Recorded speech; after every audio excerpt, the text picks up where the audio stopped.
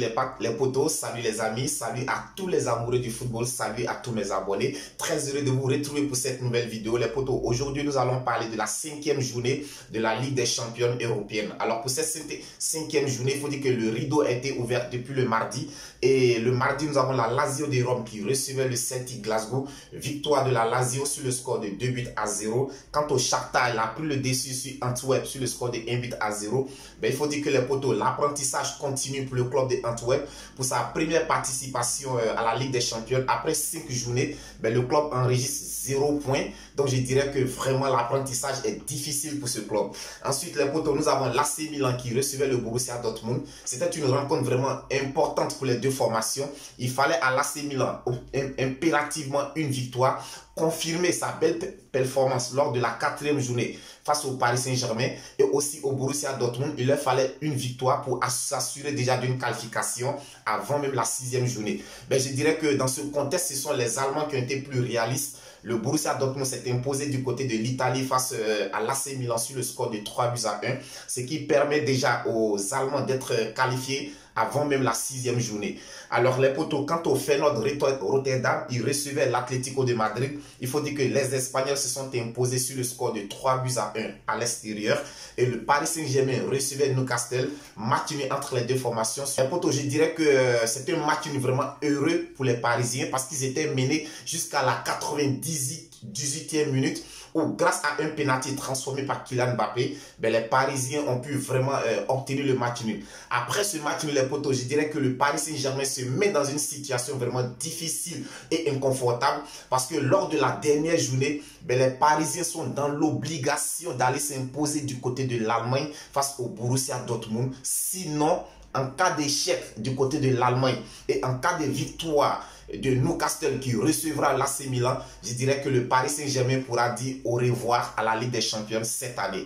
Donc je dirais que vraiment c'est une situation très compliquée pour les Parisiens, mais pas impossible. C'est une mission qui n'est pas impossible, mais elle sera vraiment très difficile à réaliser. Aller battre le Borussia Dortmund du côté de l'Allemagne, c'est vraiment difficile mais pas impossible.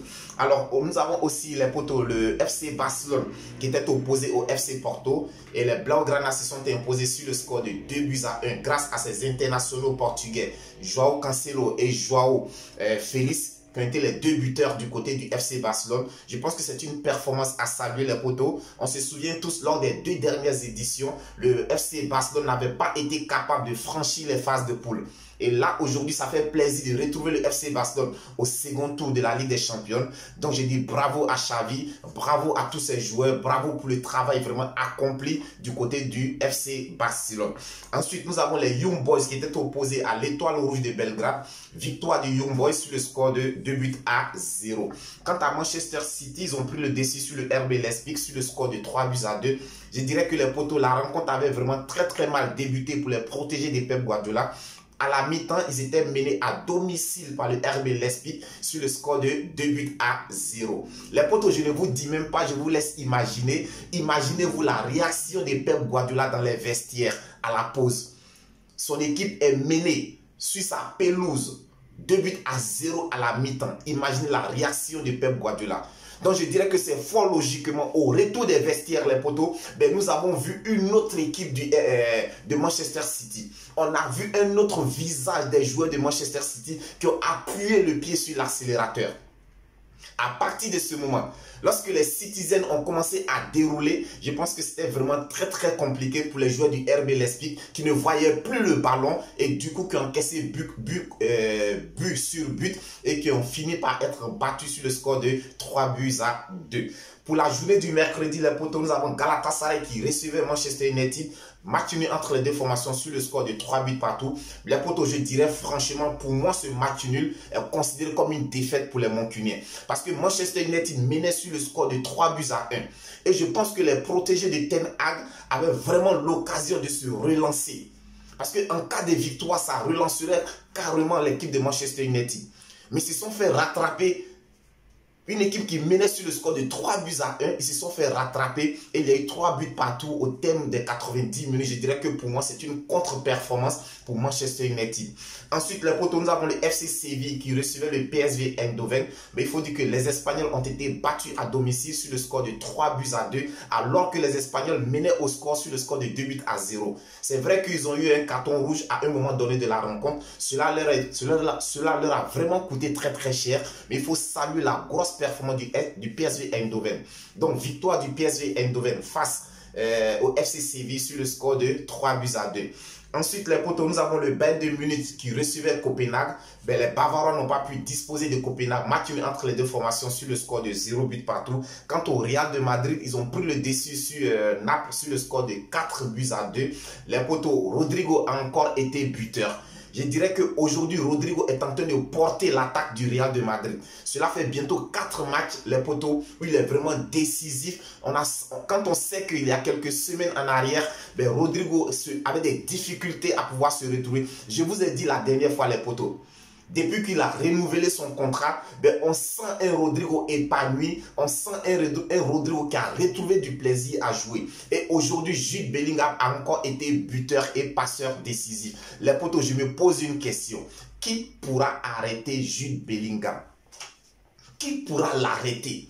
Qui pourra arrêter ce joueur? Il est vraiment formidable. Je pense que je n'ai même plus de qualificatif pour qualifier ce joueur. Jude Bellingham. À l'absence de Vinicius Junior, en l'absence de Camavinga, en l'absence de Luka Modric, je dirais que le Real de Madrid a pu s'imposer aujourd'hui face aux Napolitains, alors que le match avait vraiment débuté dans les conditions difficiles. Très tôt dans la rencontre, les Madrilènes avaient concédé l'ouverture du score, mais ils ont su revenir automatiquement. Ils ont su se relancer et prendre le dessus sur cette équipe italienne. J'ai dit bravo au Real de Madrid.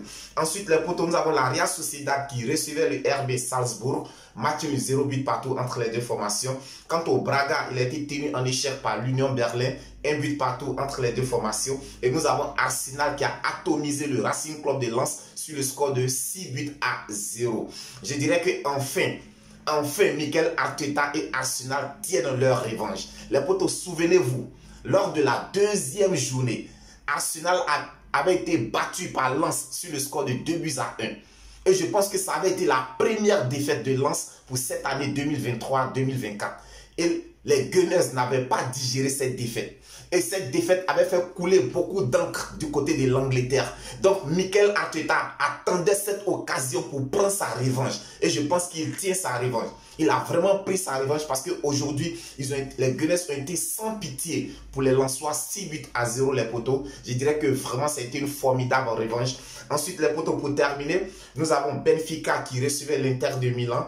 Match nul entre les deux formations sur le score de 3 buts partout. Il faut dire que Inter de Milan a réalisé une remontada spectaculaire parce qu'ils étaient menés à l'extérieur sur le score de 3-0 et ils ont pu revenir à la marque en obtenant le match nul 3 buts partout. C'est vraiment une performance à saluer les potos.